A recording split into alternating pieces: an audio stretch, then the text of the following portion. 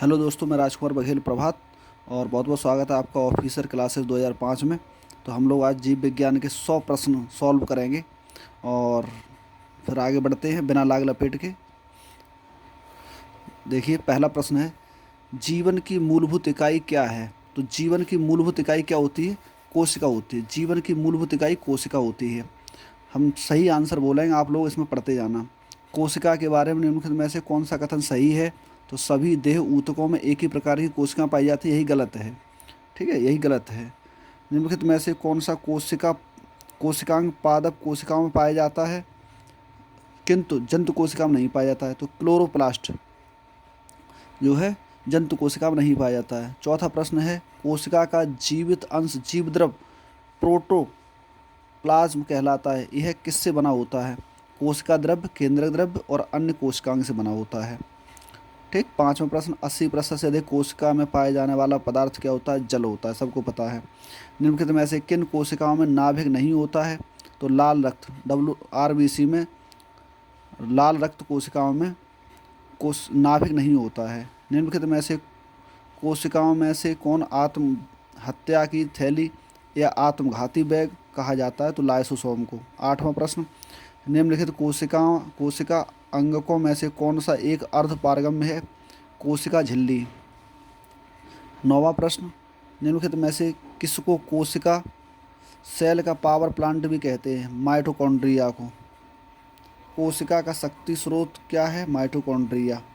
मानव शरीर में मौजूद निम्नलिखित कोशिकाओं में से किसमें माइटोकॉन्ड्रिया नहीं पाया जाता? तो लाल रक्त कणिका में इसमें माइटोकॉन्ड्रिया नहीं पाया जाता है। निम्नलिखित में से कोशिका का नियंत्रक कौन है? केंद्रक होता है। निम्नलिखित कोशिका सूक्ष्मतम जीवित कोशिका है? तो माइकोप्लाज्मा। डीएनए का संबंध जिस अति मूल प्रोटीन से है उसे क्या कहते हैं? हिस्टोन कहते हैं। 15वां प्रश्न है, निम्नलिखित में से किस एक कोशिकीय कोशिकांग समूह में डीएनए होता है? सूत्रकणिका, केंद्रक, हरित लवक में। डीएनए की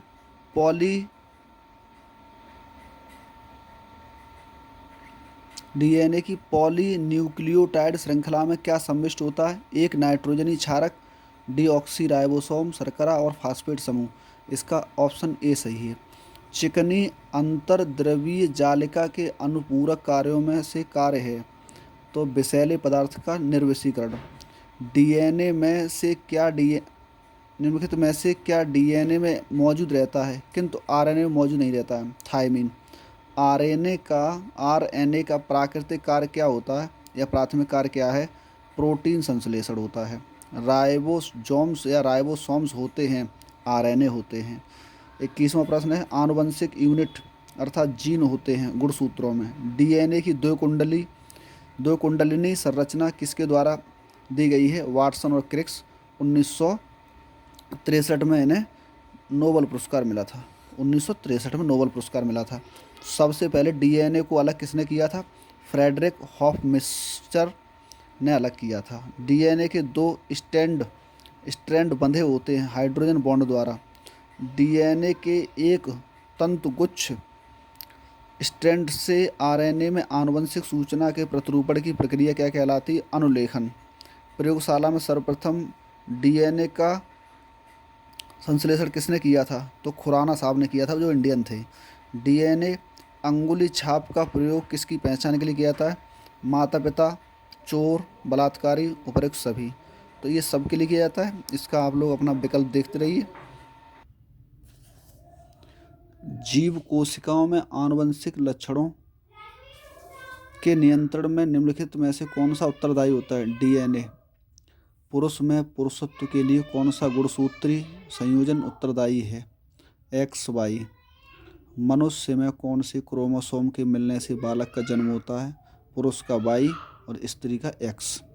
शरीर में लगी चोट की मरम्मत के लिए किस प्रकार के सेल द्विभाजन का प्रयोग किया जाता है? केवल समसूत्रण का। गुणसूत्रों की आकृति विज्ञान का अच्छी तरह से अध्ययन किसके द्वारा किया जाता है? मध्यम अवस्था में। विषाणु में निम्नलिखित में से कौन सी विशेषता नहीं होती है? तो कोशिका भित्ति की मौजूदगी। विषाणुओं में होता है या तो आरएनए या डीएनए। पौधों को संक्रमित करने वाले अधिकांश विषाणुओं में क्या होता है? केवल दोहरे तंतु गुच्छ वाला आरएनए। निम्नलिखित में से कौन सा कथन सही है? जीवाणुओं का विषाणु संक्रमित कर सकते हैं, जीवाणुओं को, कवकों को, पादपों को। तो 1 2 3 तीनों कर सकते हैं।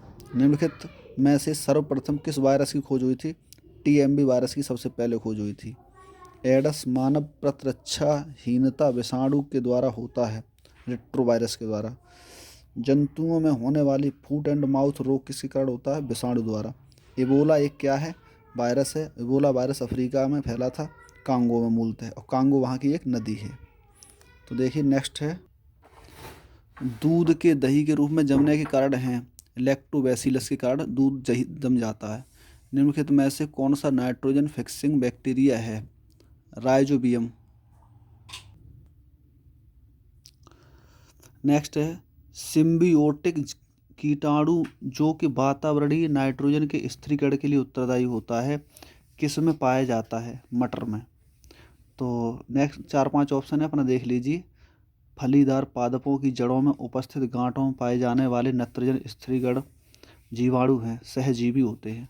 आनुवंशिक हेरफेर द्वारा प्राकृतिक पृथक्कृतों से विकसित जीवाणुओं का कौन सा जीवाणु विभेद समूह में बिखरे तेल पर निवारण करने के लिए उपयोग में लाया जाता है? तो स्यूडोमोनास होता है। डी ऑप्शन सही है इसका।